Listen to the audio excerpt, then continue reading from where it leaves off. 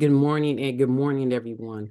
Thanks for joining the Texas Veterans Commission Women Veterans Program and our esteemed guest, the CEO of Circle of Arms and an experienced TVC claims benefit advisor for our webinar regarding how to file a claim for military sexual trauma. And we hope that this event will equip, educate, and enlighten the military community. My name is Sharon Stewart, and I'll be facilitating today's event. I'm asking as a courtesy that you all please mute your mics into the question and answer portion of today's event.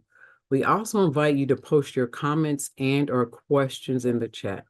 Now, this event is being recorded, so if there are any questions that you want to ask and you want to remain anonymous, please direct message me so I will know not to use your name. Now, if you feel triggered at any time, please call the VA's Veteran Crisis Line at 988 and then press 1. You can also reach out to me and I will connect you with someone in our Veterans Mental Health Department. At the conclusion of today's webinar, I will send out all links and items that have been placed in the chat in a follow-up email. Now, we're going to give our fellow colleagues just a few more moments to log on, and then we're going to go ahead and start. And while we're waiting for others to log on, I would like to take a moment to wish you all a happy April 23rd, which is also known as Happy Spanish Language Day, Dia de Español a Inglés. Now, I got a C in Spanish, so I apologize for hurting your ears. I also want to take a moment to wish you a happy National Cherry Cheesecake Day and a National English Muffin Day. Now, again, good morning, everyone. My name is Sharon Stewart, and I'm the Women Veterans Coordinator for South Texas, Texas Veterans Commission Women Veterans Program. I'm a proud Army veteran. I served 21 years and 6 months and 20 days in the Army, not that I counted. As a quick reminder, the Texas Veterans Commission is a state-level agency that is broken down into 8 different programs and or departments to include claims, education, employment, grants, mental health, healthcare advocacy, entrepreneurship, and of course, the Women Veterans Program. Our Women Veterans Program consists of our program director, Dr. Krista Matthews, Ms. Catherine Smith, who covers North Texas, and Miss Melissa Harpro, who covers West Texas. And yes, all 3 of us are Army veterans. The newest member to our team is Ms. Dolores Mendiola, a Marine Corps veteran who provides assistance to those in the East Texas area. And yes, we're all proud and grateful to have been able to have served in the United States military. Also, note that here at the Texas Veterans Commission, we don't turn anyone away. Approximately 30 to 40% of the clientele that we assist are, in fact, male.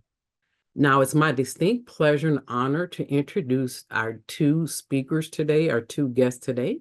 I'm going to introduce both. And first, I'm going to introduce Ms. Larissa Martinez, CEO and founder of Circle of Arms. Her motto is mending minds, changing cycles, and always hopeful. Larissa is a proud Air Force veteran. And it's also an honor to introduce Miss Veronica Mars, my esteemed coworker and fellow Army veteran. Veronica is a former pharmacy tech instructor and has been with TVC for almost 8 years as a claimed benefit advisor. Now, Larissa, can you tell us what your organization does? And please explain why today's webinar is important to you and to the veteran community, ma'am. Sure, definitely. Thank you so much, Sharon and TVC, and for all the guests for attending today. So Circle of Arms, I founded Circle of Arms in 2019 amidst myself and my husband's journey. My husband's an Army veteran, and also my father, who was a Vietnam veteran who died at his own hands at the age of 48. So I knew there is a path, there's a journey. And when I got out of the military, separated honorably, I dealt with trauma, but didn't realize it till years later. So I knew there was gaps, even when going to the signing up for the healthcare system. It wasn't terrible. I'm not going to say that it was terrible. They tried to help. They tried to do what they could at the time with maybe with what they thought or figured was the best. But there are still gaps, and that's why I created Circle of Arms to fill gaps, to promote mental health awareness through advocacy, through filling gaps, breaking stigma, and education, primarily among veterans, women, and minority communities. So what we do a lot of different things. One of our, I guess, prominent programs is our COA Peers program, where we provide transportation and an emotional peer support person to go with pe patients, clients, veterans, seniors, anybody that is in need of somebody to take them to a sedative appointment. So anything where they're going to have sedation. So for like a colonoscopy, cataract, back pain management, these are all important preventative healthcare and preventative programs or procedures that need someone to drive you there. Most doctors won't allow you to take a Uber or Lyft. So we are there to provide that service. We also help the for any veteran that is going through the CMP exams. CMP exams are when, if some of you are not familiar, which you're going to be familiar in this workshop, is when you're going to get your disability rating, and you need to go to an exam that the VA has assigned to see what percentage you may be or where your pain is or whatnot. So CMP exams are important. So we as well can take you to that CNP exam if you're going to the first time be talking about your MST, your assault, because we know that's a lot of trauma to unpack, and we know that the last thing you need to do is worry about how to to getting there and getting back home. So we provide an emotional peer person as well. You are allowed to take somebody in with you into your MST CMP exam. So don't let them say that nobody else is Mhm. allowed. You are allowed to take somebody that you trust that can be in the exam room with you. So that is something that we do for our mental health and MST CMP exams. We can pick you up, take you there, and take you back home. We also do a lot of different other events, workshops, virtual events. We did a vigil for Mark Miller. So we're always providing advocacy and different forms of awareness. So I think that this workshop is so important, especially again, April is Sexual Assault Awareness and Prevention Month. It's because a lot of, we all have talked about this many times, that we need to get the resources out there, and we need to ensure that we are reaching a widespread audience, and we get misled, misinformation. So why not get it from firsthand from the very organization that does, multiple claims and helps multiple veterans with this journey. So especially, I just want to thank them for partnering with me, going through my own experience. I did do it on my own, but again, it probably would have been sooner if I would have reached out to an organization. However, it does work, and it does you do. I just want to let you know, when you go through this process, make sure that you have a support system, a Mhm. firm, sound support system, because it's not going to just be where, okay, I'm going to unpack it this day and then it goes away. No, you're going to trigger a lot of emotions. You're going to unpack a lot of trauma. So this could be a process that can last years. So just make sure you have a strong support foundation, and Circle of Arms is here. We have again a lot of different events and fellow sisters and brothers that can help you on your healing journey. All right, Larissa, you mentioned events. Do you want to tell the Hmm. attendees briefly about the upcoming symposium in September? Yes, ma'am. And I'm sorry, I did put in the chat. I don't know if we can bring it up, but in the chat, there is a form at the top of the chat that has our information and about our transportation program. So please, take a screenshot of that, or you can download it. I'm not sure if you can or not. And then next, on the bottom, we are hosting the first annual San Antonio Military Sexual Trauma and PTSD Symposium, September 30th, in honor of Vanessa Guillen's birthday. Mhm. And so we are wanting to have this symposium be a plethora of information, education, health and wellness for anybody that has been impacted by military sexual trauma, or that is currently serving and, may need some additional resources for spouses of military members, for dependents. This is for anybody who's in the clinician or counseling field that may need to know, okay, how do we speak to veterans and those impacted by military sexual trauma. So we are looking for different speakers and different health and wellness vendors. We would love to have this symposium, just be a great resource for our military sexual trauma survivors, to get that resources all at one area. Okay, perfect. Awesome. Thank you so very much. Thank you. You're Now, welcome. next, I'm going to briefly reintroduce Veronica. Ma'am, if you want to tell the crowd about yourself, and I'll go ahead and get the slides up.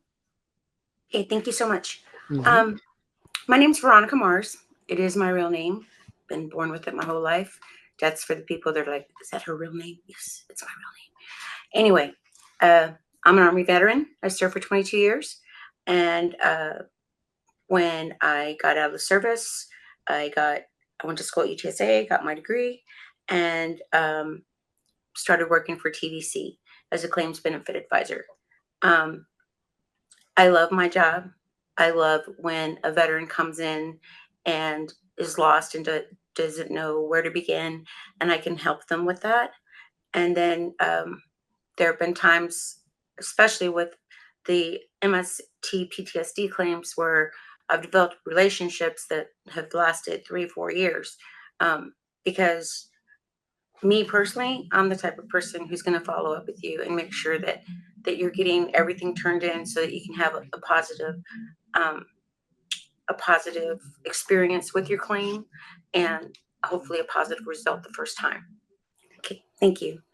Um, so this is in preparation for filing for a claim for the effects of MST. It's very wide known that people want to come and say, I'm filing an MST claim. That would be like saying, I'm filing, I tripped and fell claim. Okay.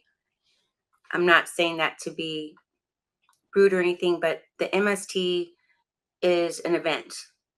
It, if you can advance, please, Sharon, Sean. Okay. So, MST is a widely used term, and the VA uses it to refer to experience of sexual assault or threatening sexual harassment that a veteran experienced during his or her service. It is any type of that sexual activity where the veteran was involved against his or her will. It could be anything from the gamut of unwanted touching or grabbing, threatening looks, offensive remarks, sexual activities that are threatening and unwelcome. It is, in case you don't know, the VA will see any veteran, no matter what type of discharge they have, if they are wanting to be seen for MST.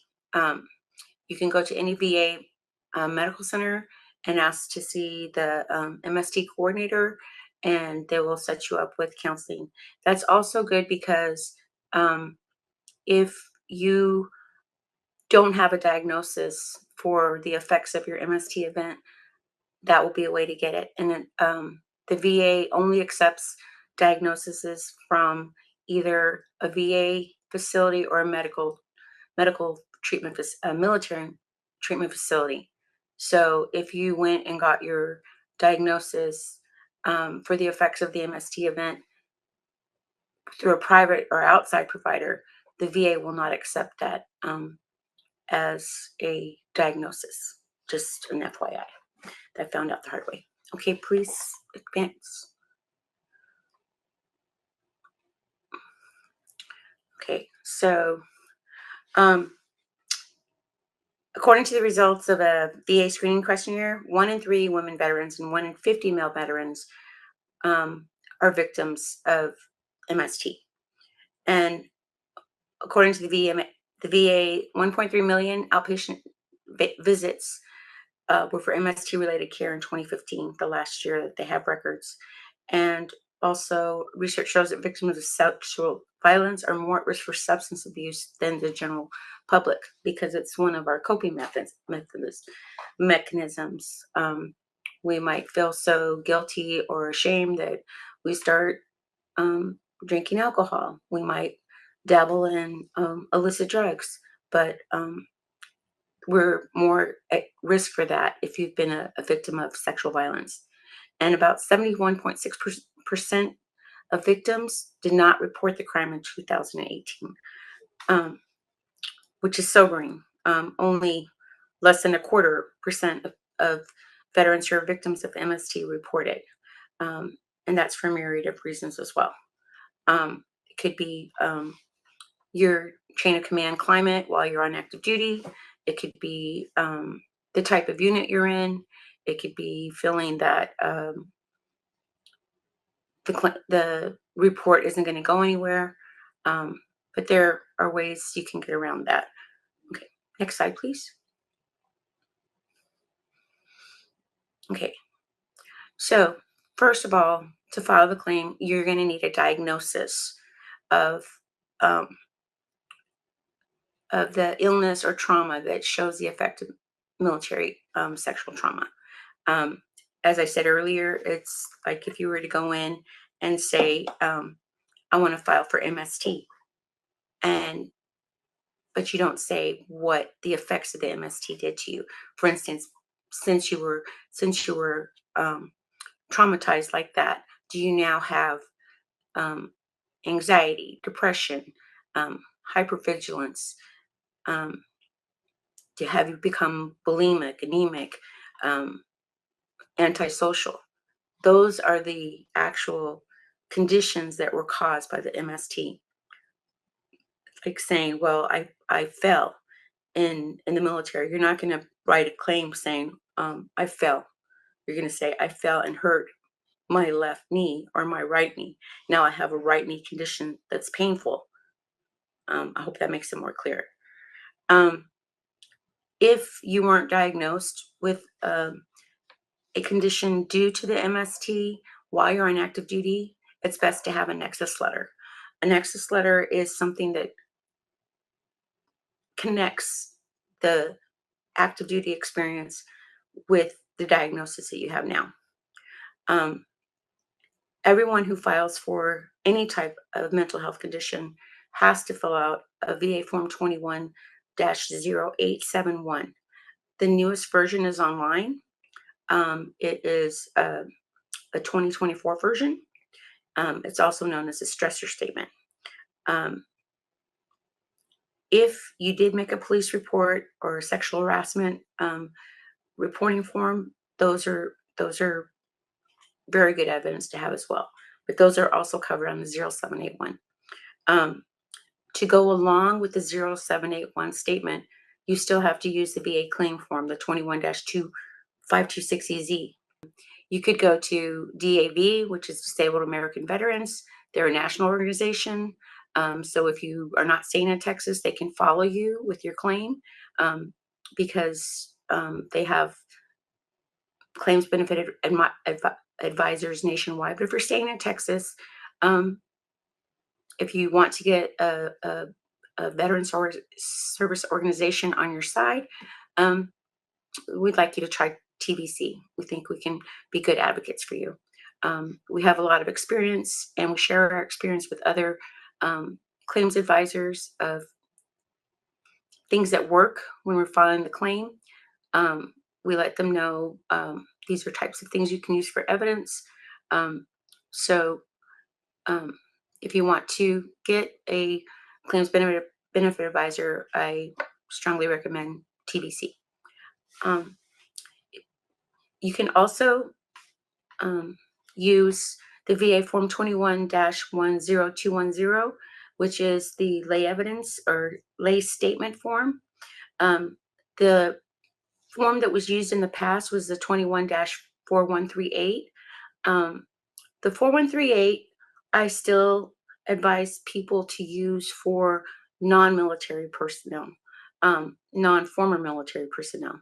The 10-210, that's what I call it. The 10-210 is more streamlined for somebody that's been in the military to use. But the 4138 is kind of like a blank form that you can just write a statement on, and then have the person who is making the statement sign it. And then if you have your personnel file, that may have evidence in there. Perhaps you have counseling statements or performance evaluations that show that your performance was worse after you had the MST. Okay, next slide, please.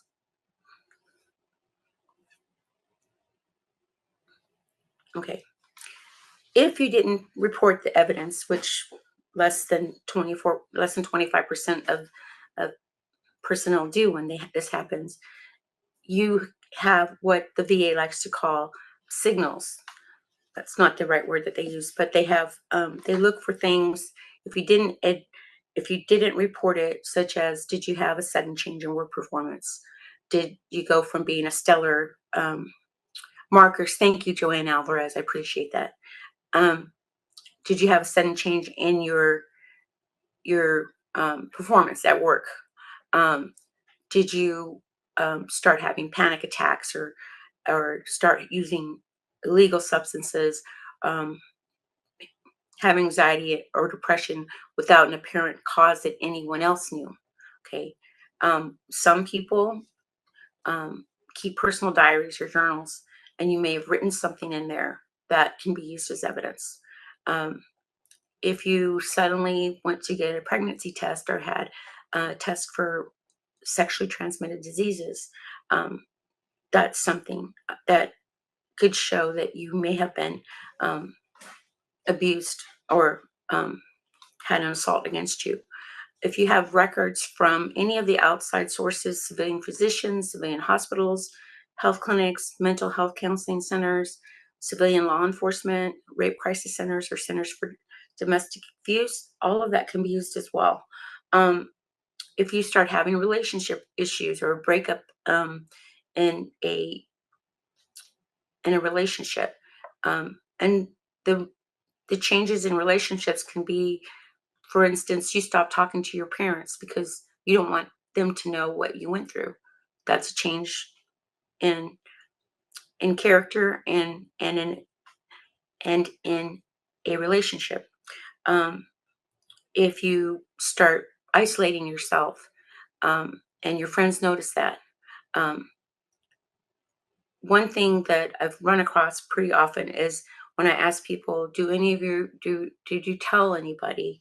Did you tell your chaplain? Did you tell a priest or religious person? Did you tell your roommate? Did you tell any of your coworkers? Um, Even if you didn't tell them exactly what happened, but they were able to see a change in your behavior, if you kept in touch with them somehow, they could write a statement for you if you can reach out to them.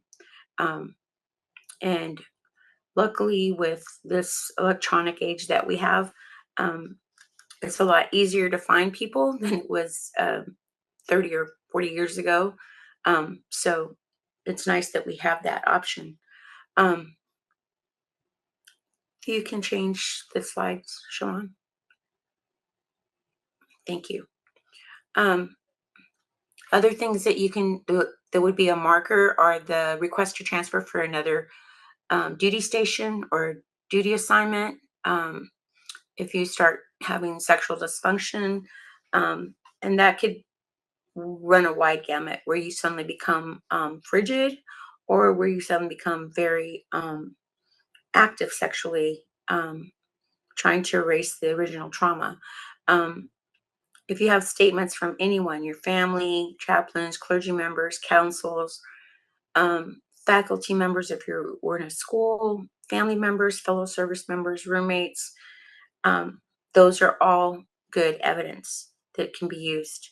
And lastly, if you have any unexplained social or economic behavior, um, start spending money crazy, buying things that you wouldn't have bought before. Maybe you start being obsessive about security and buy a lot of new locks or a alarm system for your residence. Um, it can be a wide gamut of things that um, other people might not have seen as related to military sexual trauma, but it could be. You want to be safer. You may have you may get angry in group situations if someone says something that triggers you. You can have a lot of triggers that people won't understand. Um, so if your friends or family members can write a statement to that effect, stating that, you know, you used to be sweet and nice and never talk back to anybody, and now you were angry all the time, and you didn't want to be around certain people, then that's could be another marker of the incident. Um, you have to remember that MST is what happened to you. Your PTSD, depression, anxiety is the result, and that's what you're filing for when you file your claim. Go ahead. Um, if you if you haven't filed a claim before, when you the first time you file your claim, the VA's duty to assist will, as part of their duty to assist, they will request your service treatment records and your personal records, your DD 214. If they cannot find them, they will put in a request um, through the National Personnel Record Center for them. Um, so you can always, if you would like your own records, you could always make a request to the National Personnel Record Center. They're online and you can request them that way. But if you have a va.gov account, which the VA is strongly advocating for, and you have an ID Me um, method of logging in, which everybody has to have now, you can go into your account and download your Blue Button Report medical records. If you want to show something that is there. You could also, conversely, if you have outside medical care, you can upload your medical records so that they're a part of your VA records. Um, so if that could be a way to get your records. Um, Actually, I was on the site yesterday and I wasn't able to bring up uh, the actual personnel records. You have to request them.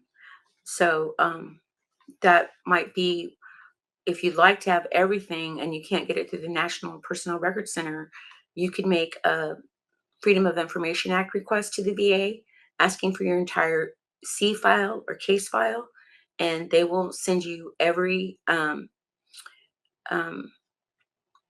every document that's in your file. Um,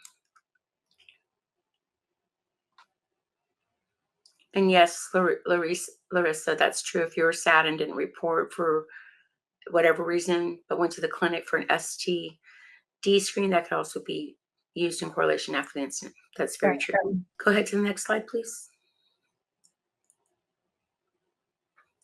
Okay, if you filed for before and you were denied, refile. Nowadays, it's not called an appeal, it's called a supplemental decision review. Before 2018, there weren't enough VA personnel and the compensation and pension examiners who were trained just to handle MST related PTSD cases. Um, they have more now. So it could be that your file in the past um, was not reviewed correctly or wasn't reviewed by an experienced enough person. Um, there was an IG study done in 2018 where they found a plethora of errors that the VA made. There was shown that was like there was evidence sufficient to ask for a medical examination and opinion, but the VA didn't ask for one. They didn't ask for all the evidence that existed that could have helped the veteran's case. The VA, when they assign your MST claim to, when it gets assigned, it has to be assigned to an MST coordinator. They're required to make a telephone call to the veteran, or else write them a letter if they're unable to reach them. And there's required language in the letter, asking if they're about any type of report. And the it either wasn't done or wasn't done using the right language. And the actual RVSRs were deciding veterans' claims based on contradictory or otherwise insufficient medical opinions. In a 2017 Office of the Inspector General study, 49% of MST cases were denied about that time period. It's gone up now to about 76 that are approved. So it's going up. The only thing about MST cases that I don't particularly like is that the VA only has certain regional offices that deal with MST cases, and there are only three of them nationwide. So normal time frame for an MST case to go through can be anywhere from 8 to 18 months, if not longer. So you have to be patient when you file it. If you filed for, if it's the first time claim that you're filing it on, like you're just leaving the service, it could be what slows down your first time claim. So you could ask the VA for a partial decision so they can just decide on everything else, and then make sure the claim goes to an MST regional office so that they can promulgate it. Okay. Next slide.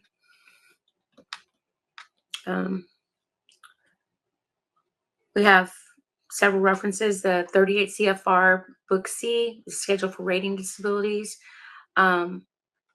There's an MST General Fact Sheet that is available on va.gov. We have Nexus letter samples. If you go to TBC and you're making a claim there, our claims benefit advisors routinely give them to you. The Women's Veterans Commission, the Texas Veterans Commission, those are references I used, as well as some research studies that weren't listed here. Okay, so now we're open to any questions. Do we have any questions? That's what we're here for. Any comments? And then also, if you do refile after a decision, you have a year to file. If you let the decision stand for more than a year, then it's considered final. And if you refile for that, then it goes from the date that you actually did the new application, even if it's a supplemental decision review.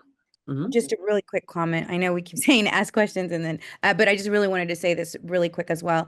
So when you go into your CMP exam, take somebody. It's very important. Take somebody, and also you have to show them how you are on your very, very worst day. So you may be having a good day, and the CP exam, you're actually, having a good day. We're allotted to have good days, and you go in on your exam. Unfortunately, that's all they see. You can't say, "Oh, I'm having a good day. How are you doing?" because they're going to go off of that.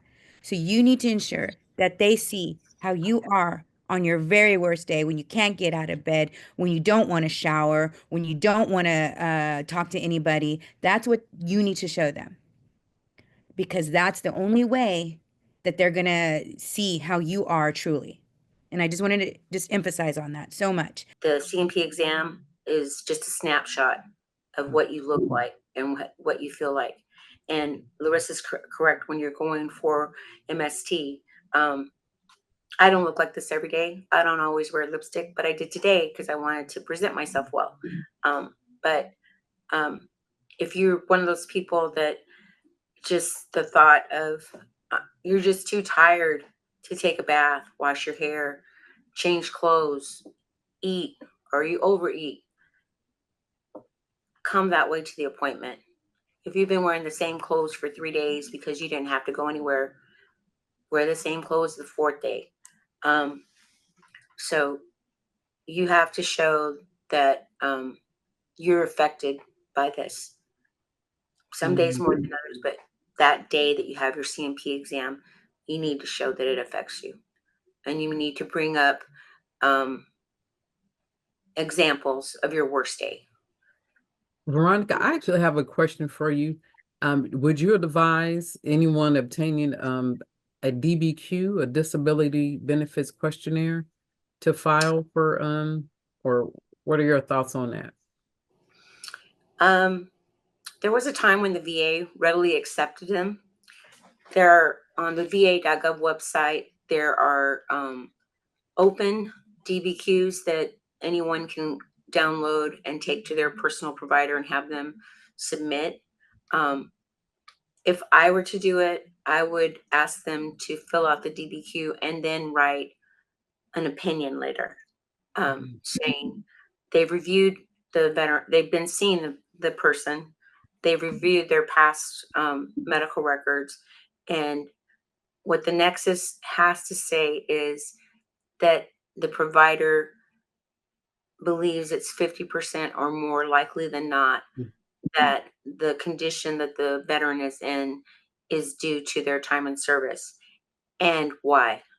Because prior to service, they hadn't not exhibited any of this behavior. They were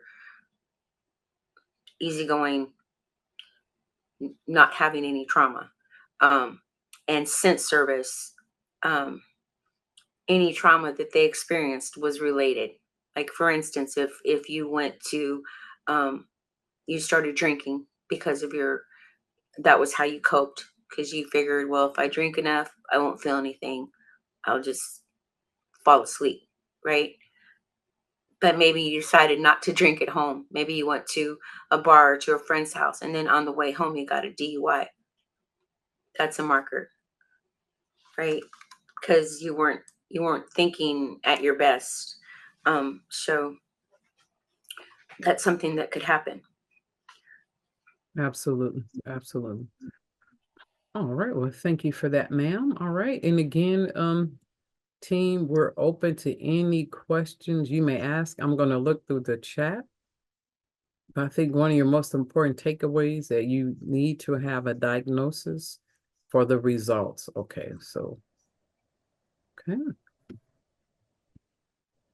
Okay, Miss Mr. Ron, this Joanne is had a Josh. comment. There is a question Mm-hmm. about yes, to Joanne. Yes, you can file for a residual like female sexual arousal disorder. Um, you can, but just remember the VA regards all mental health behavior under one umbrella, under one category, 9400.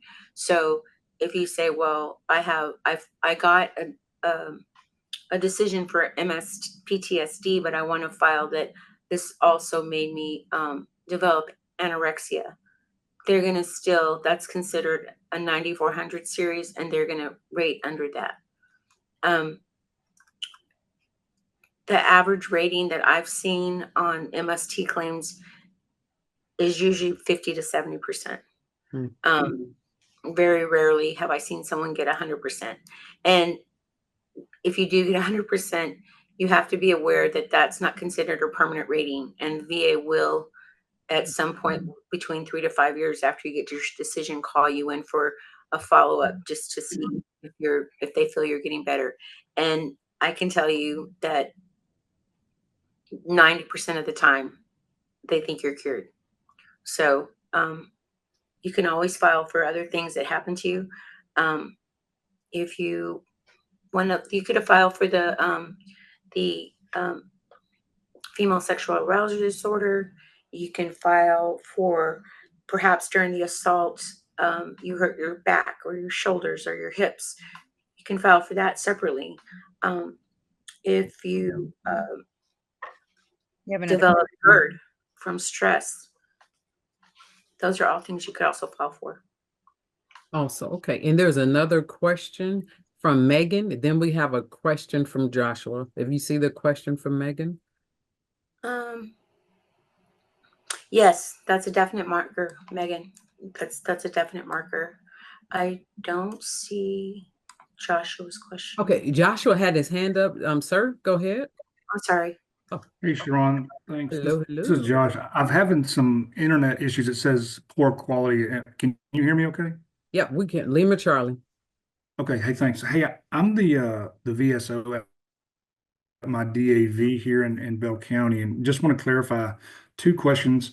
Would you recommend that we continue to use the 4138 for non-military background statement? And did I hear that right? And then the 10210 form for the military background? Is that correct? Did I hear that right? That's what I usually suggest, because the VA came out with that new form, the 10210, because there's a language on there that says that they swear that they're telling, like it's almost as if it's a notarized document.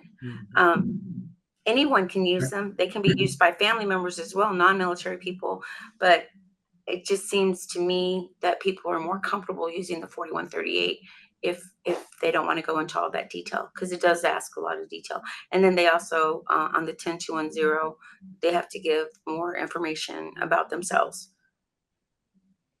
Okay, and thank you for clarifying that. And then the other question was, so this is sort of a two-step process for myself as a VSO, right? So I got to gather the data, gather the packets, and maybe the Nexus letters that you spoke of. But when we talked about, informing our MST veterans to present themselves, that's really with the doctor, right? So that's when they go in for the That's for the follow-up, the VE. compensation. Yeah, that's with the compensation and pension exam. Okay, That's not when they come in to see you. That's yeah, happened to me before, where people come in and they start to cry right away, and I'm like, I'm just the one that's going to help you submit this, right. not the one that's going to rate you. So as far as the VSO goes, when we're collecting the documents, is there anything that we need? If you would say, make sure you have this in the documentation, what's the one takeaway? If you could just give the main one, what's the one takeaway that I need to have in the document packet, if it is involving a statement? I'm not sure what you mean.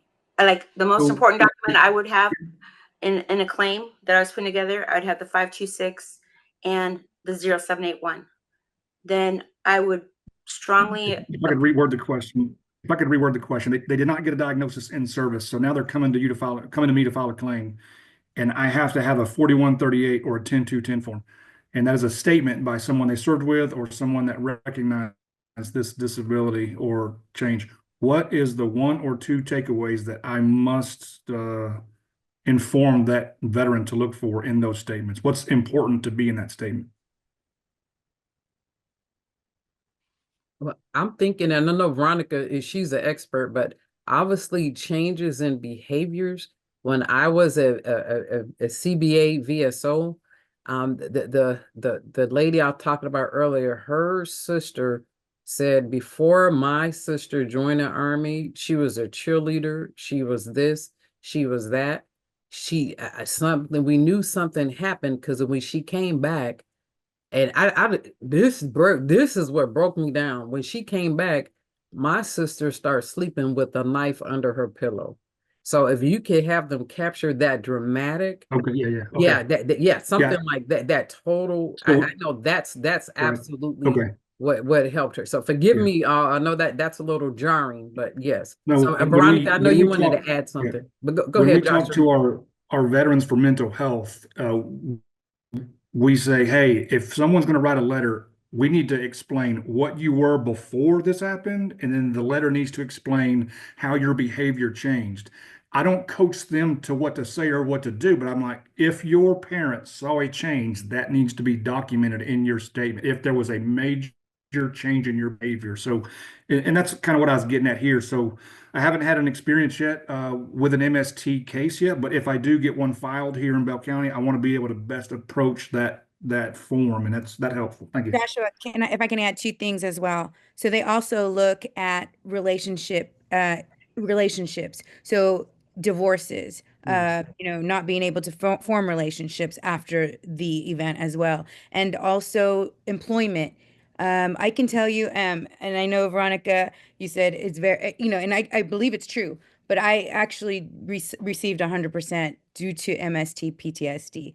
And it was because I went in as to claim unemployability because I had the record, like I couldn't stay at a job for more than a year. With my insomnia, with everything that I had, they looked at that. They look at your employment record. They look at your relationships. They put all that together, and instead of unemployability, they just gave me 100% permanent and total.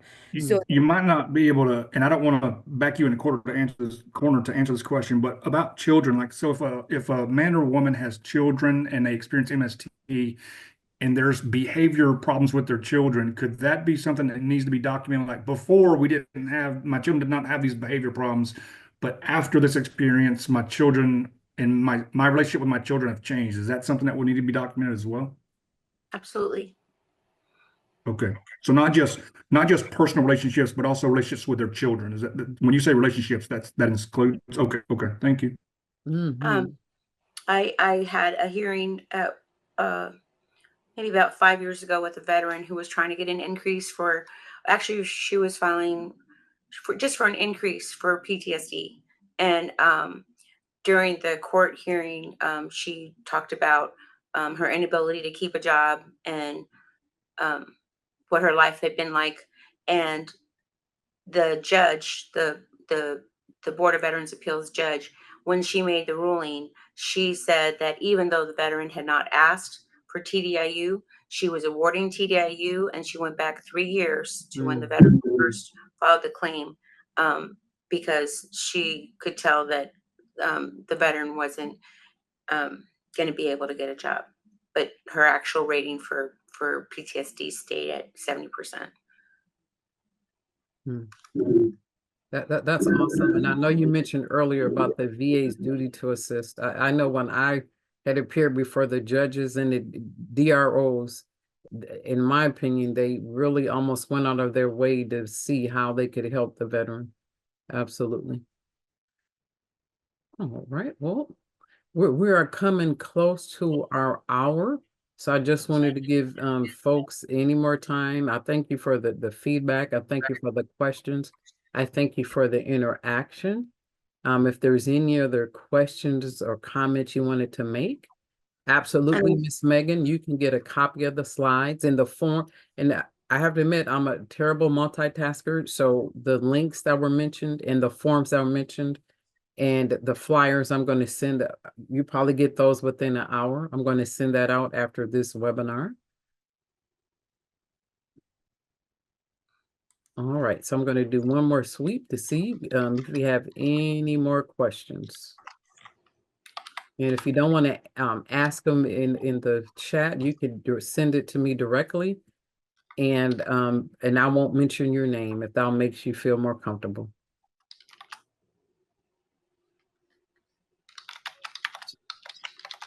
All right, so having said that, we're going to go ahead and wind down.